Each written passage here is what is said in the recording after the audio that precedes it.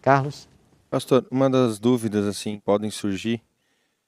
Existem excludentes para profissionais para você se batizar? Por exemplo, indo mais longe um pouquinho, agentes que executam a pena de morte nos Estados Unidos, que é um país que aceita, ou sendo um pouco mais brando e trazendo para o país policiais ou generais ou soldados que necessitam andar armados e muitas vezes acabam, em função da profissão, quebrando o mandamento e matando alguém, ou em legítima defesa, ou na função do dever, em relação a eles e o batismo. Quando a pessoa quer ser batizada, qualquer pessoa pode pedir o seu batismo. Agora, com relação a uma pessoa que tem armas e uso que faz dela, a Bíblia, em situação alguma, aprova o tirar a vida. Em situação alguma. Certo? Então, a justiça pode dizer que em alguns casos a pessoa é justificável ou se justifica o que ela tenha feito. A justiça pode dizer isso. E é claro que é até um direito que o cidadão tem. Mas à luz da Bíblia, ninguém tem o direito de matar ninguém por motivo nenhum. O mandamento é claro, não matarás. É muito delicado para algumas profissões, para algumas situações, mas o mandamento é claro. E veja, a gente recebe algumas perguntas de vocês aqui, e são perguntas boas, e como a gente é tentado a querer dar o jeitinho nosso. Nós não podemos dar jeitinho. A Bíblia não dá jeitinho. A palavra de Deus é sim, sim, não, não. Não existe circunstância na Bíblia onde a pessoa está autorizada a tirar a vida de outrem. Não existe. O mandamento é eterno. Então eu sei que há situações, há casos delicados, há profissões delicadas, mas a lei é essa, o mandamento é esse. Então não dá para fazer concessão. Né? Falando em exceções, então, a questão, voltando aqui no Carlos, entra um ladrão, eu tenho uma arma, eu mato ou eu morro? Na sua opinião? Eu não sei dizer, eu acho que vai muito da circunstância, né? É matar ou morrer.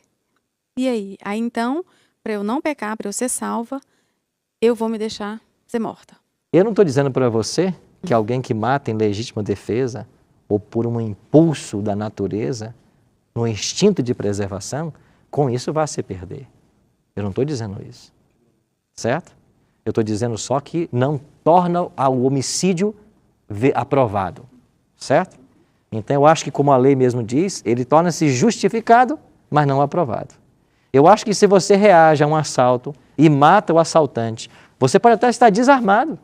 E numa situação, foi você que mencionou um caso, não foi? Eu não sei se foi aqui no programa ou foi em off, quando você falou lá de uma prostituta que acabou... Sim, foi. Não foi? Ela reagiu a uma agressão e sem querer matou o homem que tentava estuprá-la.